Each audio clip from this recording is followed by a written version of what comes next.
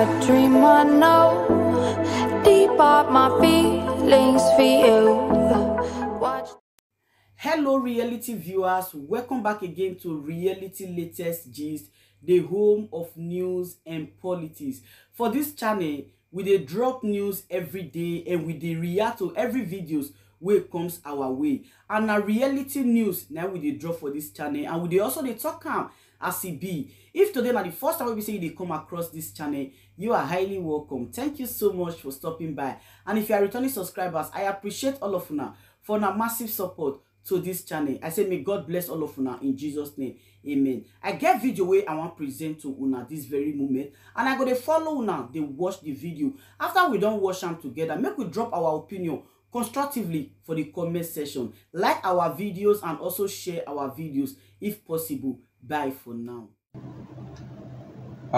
We are joined by one of the lawyers to IPOB, in particular the lead counsel of IPOB, and Nnamdi Kanu, the leader of IPOB, Indigenous People of Biafra, in whose name Barrister B EJIOFOR.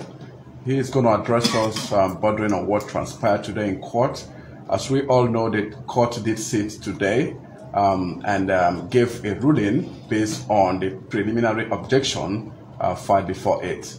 Barrister, we are before you. Kindly tell us what transpired in court and what follows procedurally. Go ahead, please. Thank you so much. Let me first of all apologize to Umo Chineke for being late in this program, because ordinarily we should have conducted this interview long before now, but because of other agencies, there has to be given a quick attention. So I have to appeal for your understanding. So thank you so much for indulging me. However, the matter came up today for ruling on application challenging the competency of the 15-count charge filed against Nnamdi Kanu, and by extension, challenging in substance the jurisdiction of the court to entertain the charge. So the court delivered ruling and consequently struck out 8 counts out of 15-count charge. So of course, you know, this is a pattern. It took in 2017 when we have similar application, So the court didn't find merit in a 7-count outstanding charge, but it said it contained mere allegations that we would like our clients in Nnamdi Kanu to respond to. So we commend his efforts. We commend his industry in coming up with such ruling. Because when you look at count 1, count 2, count 4, count 5, count 6, count 7, 8, 9, 10, 11, 12, 13, 14, they are interrelated and they cannot be disconnected, because this count has to do with the allegation on acts allegedly committed in furtherance of act of terrorism from a place they never specified, from a place they never mentioned, and which was predicated on a broadcast made from a place they never mentioned, made from a place never specified, received in Nigeria, without also specifying places where the alleged broadcasts were received. So those counts I've just mentioned are all interrelated in offers on this fact. However, we challenge them effectively. Then count 3 has to do with status of IPOB. I want to also refresh your mind to the fact that His Lordship Honorable Justice Nyako, you may have forgotten, had delivered an application on the status of IPOB. That was 2017, and court found and held that the IPOB is not an unlawful organization. Very well. I could remember March 2017. Very well. So it's formed part of the processes to file a court of appeal in challenging the illegal prescription of IPOB. So His Lordship may have not advanced his mind to the fact that he had ruled upon this kind of application, giving a clean slate to the status of IPOB. So, but he said that since we have an appeal challenging the order prescribed IPOB, that until the appeal is determined one way or the other, that way is when you will take cognizance of the operation of the Court of Appeal on the matter. So we don't think it has an issue. Coming to count 15, we have to do with importation of transmitter, radio transmitter. The courts completely agree with the defense that though the offense was brought under existing law, the court made it clear in court. The charge was framed under existing law because there's something like Section 45 that deal with that offense under Criminal Code Act. The court said he had gone, he went through from Section 1 to the end of the Criminal Code Act, and he never found a place where that offense was provided for. But based on the powers and extant law, enabling law, the court said the offenses were found under Custom and Excise Act laws, so he amended it. However, assume without considering to the fact that such constant offense, importation of transmitter, radio transmitter, it is also very clear on the charge filed against our client that this transmitter were imported, kept in Obulisuzo. Obulisuzo is in a town in the local government of Anambra State. So what simply comes to our mind at this point in time, which formed part of the argument to canvass in our objection, was whether the court has Federal Court in Abuja has jurisdiction to entertain offenses or matters arising from a cause of action arising from here. The answer is no. So the point is that we are making serious headway. The virtue of the fact that the court struck out 8-count charge today is a plus, serious plus on our part. It has also given us the impetus, the leeway to apply for the bail of Nnamdi Kanu, which was done today. And I believe ordinarily, but I understand the disposition of the court. If the court is still of the view that there's nothing in principle strong before her, I doubt if she will be fast enough to be inclined to hear the bail application. But she said you want to hear it and rule upon it, not even hearing it. You want to rule upon the bail application unless I don't date. So substantially we have been able to trash those frivolous and smooth scream charge further against him. So, and I believe that at next I don't date, justice will be done to this case. And I believe God being on our side, Chukwu Kabiyama being on our side, Nnamdi Kanu will regain freedom on the second day, because I don't think there's nothing whatsoever concerning this charge, 7-count charge still outstanding today, that will hold back the count hand of scroll from granting him bail on the next day. I don't think so. And so all we have placed the facts before the court. The submission was irregularly delivered today by the Red Silk Linus Chief Ozukomesen, and I don't think I will add anything to it. So thank you for being with me. Yeah, thank you, Barrister. Before we go forward to knowing what happened in the legal circles, could you please brief us regarding what happened yesterday? We understand that yesterday was amongst the visiting day to your client, and we also was made to know, courtesy of your update, that for the obtained time, the Department of State Security Services disallowed your client, IPOB leader Nnamdi Kanu, change of clothing. I want to ask, was it that those clothing were in contempt of court because the court had said there should be no insignia on the said clothing? What really transpired? What really happened for them to have disallowed that very clothing? Certainly and unfortunately, we are not privileged to be in court today, in open court, because if we are in court, this matter was made a very serious issue before the court by LSC, because as it is, it's a serious issue that court, my noble Silk, she was saying, invited the court to take serious notice of it and also make violation on that to that effect.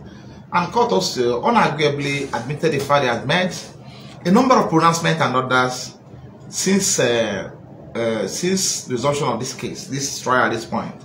And unfortunately, he couldn't find a reason why the orders could not be obeyed. First of all, there was an allegation of the fact that they want a plain clothes to be given to him. Since 21st of February till yesterday. Yesterday was 7th of April 2022. We have made 19th consecutive attempts to avail our client to Nnamdi Kanu with the clothing as prescribed by the court.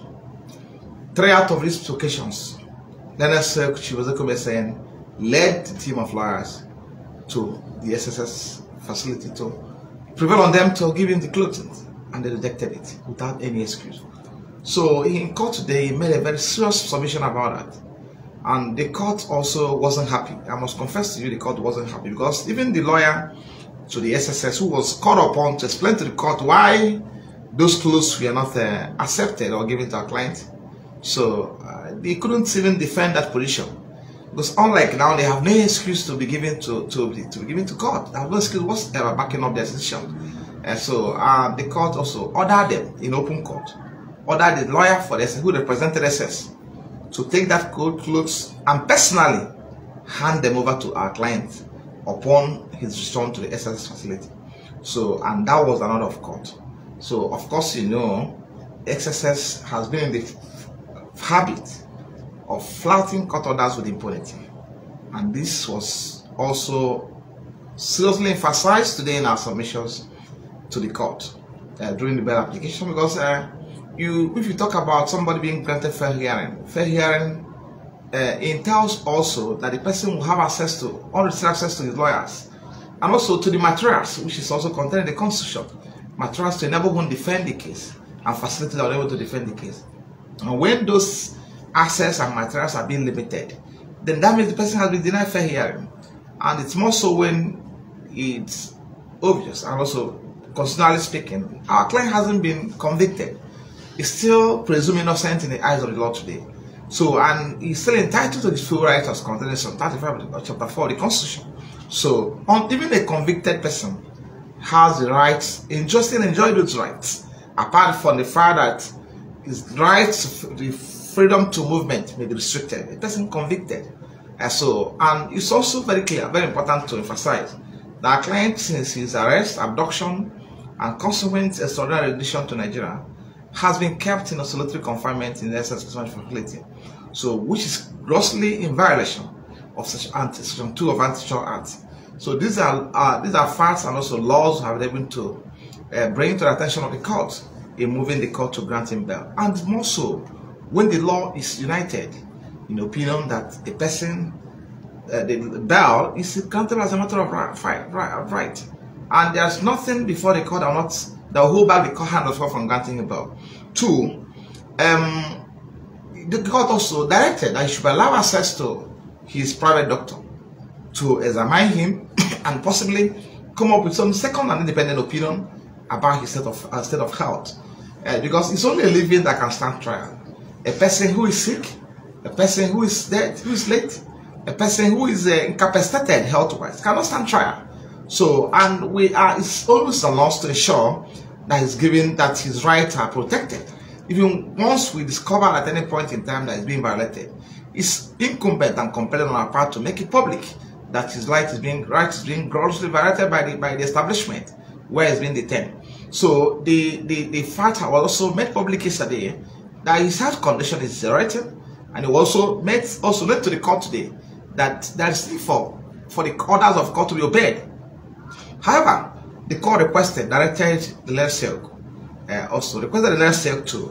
to also come up with a formal letter encapsulating these items constituting infraction on his orders. So, which I believe by next week, by Monday, it will be submitted to the court. So, because I don't think the court also is happy with that development, because order of court is sacrosanct, must be obeyed. And when a court made an order and that order is not obeyed, then what are we doing in court? The essence of being in court is to ensure that orders of the court are obeyed. So, assuming the court granted him bail today, Then SSS said they will not leave him. Then what are we doing there? So every order the court made in course of this proceeding must obey to the letter and must ensure that it is done. Otherwise, we have nothing, no business going to the court. So these issues were also discussed extensively today in court, and court took notice of cognizance of the complaint or also the infraction on the rights of our Nnamdi Kanu, and directed that we should come up formally by way of letter, and so it can be handled administratively. Of course, you know what it entails, so I may not go into details. Thank you. Very well. Thank you very much. Barrister, in the eve of this very day, on Thursday, yesterday, the 7th of April, there was a press release courtesy of the Chief Judge of the Federal High Court underlining the new practice directions on terrorism-related charges, and as well pointing that terrorism-related charges would be confined, in a particular courtroom, so to say, and also by extension to the Code of Conduct Tribunal, not excluding that media personnel would not witness the said trials, except when the Chief Justice or the Chief Judge of the Federal High Court, Justice Soho, presumes. What do you think about this? Does this has anything to do with, or would it in any way affect your case, in this case of IPOB? Thank you so much. The Honorable CP of the Federal High Court has the powers to make to issue practice direction that regulate proceedings and possibly the proceedings in the court. But that powers are limited. It's limited. The powers exercisable under sense of the law constitution is limited. Because at any point in time, it's observed that any of the provisions of the practice direction is in violation of the provision of the constitution. Then that provision of the practice direction will remain inconsistent to the extent of remain consistent and remain void to the extent of its inconsistent. The fact is that we have looked at those provisions of the practice directions, and we have the view that there are certain provisions of these direction that are traversed of the powers of procedure. So which we intend to, let's say, indicated today clearly during this interview, aside after court interview, that we are going to challenge it. And I can assure you by next week, we are approaching the court to set aside those provisions. We are not worried about changing venue, we have no problem with that.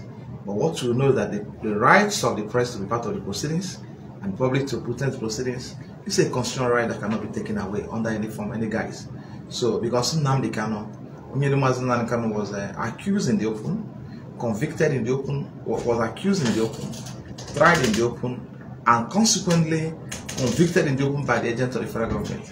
So the trial must take place in the open. It cannot take place in the hidden. So people must be alive, must watch the proceedings of the court, and also make their opinions known to the world. So we can't allow it to stand. We intend to explore the legal options avenues available in the circumstances to ensure that those provisions of the private direction as issued out yesterday, which we believe are in violation of the provision of the Constitution with regards to the right of fair hearing and also the right of public to be part of the proceedings, and we have to take it up before the court and do the needful, and that will happen soon before the next adjourned date. Thank you very much. Finally, Barrister, what do you have to tell the teeming populace of whom you are representing, in this case IPOB? I want to tell Ezbo Muchineke that your prayers are impacted seriously and positively. Of course, today is a good day. I must assure you that this is how it started. How it started 2017, and consequently we got to where we're going to at that point. And we have crossed a serious hurdle today. We crossed a serious hurdle today, and I believe that the road to victory, the road to the freedom, is close. I don't think we will go far from here. So, and I believe, trusting in God I worship, and trusting in what we have before the court. But most importantly, you must have to put your house in order and make sure you get the right law, and also make sure you place the right material before the court, before God will be with you. God doesn't help or err a lazy man. So you must work hard before you invite God to be part of you and also to bless the effort. So, and I can assure you that God is blessing the works of our hand. So, and thank God being so kind, I can assure you, positively speaking, that let's don't date Nnamdi Kanu grants freedom. I can assure you that believing God, that God is at work. So, and God has never disappointed us. It's a function of you people remaining focused. It's a function of people remaining prayerful. It's a function of people remaining unshaken in your resolve and belief that justice must be done. So don't be deceived. Don't lack focus. Don't be distracted. Just continue to believe in God. Continue to pray over it. Continue to also put him in prayers. And I believe Nnamdi Kanu will come out stronger. He emerge victoriously than before, and will come out stronger than before. Thank you. Thank you very much. Next adjourned date, please. It's coming up on the 18th of May. All right. For ruling on application form is bail and stroke trial. So and also coming up on the 26th of June for hearing. So, but venue for the court said he will communicate us as to the venue before the next adjourned date. So why we are going to take steps to challenge the practice direction I'm referring to, and to ensure that it's not implemented. Because I believe that private direction was merely introduced because of Nnamdi Kanu's case. Otherwise, it wouldn't have come out yesterday. So, and I don't want to go into that, but I believe we'll have proper channels to address it, and we're going to explore it. Thank you so much. That's okay. Thank you. Thank you. That was the voice of B EJIOFOR.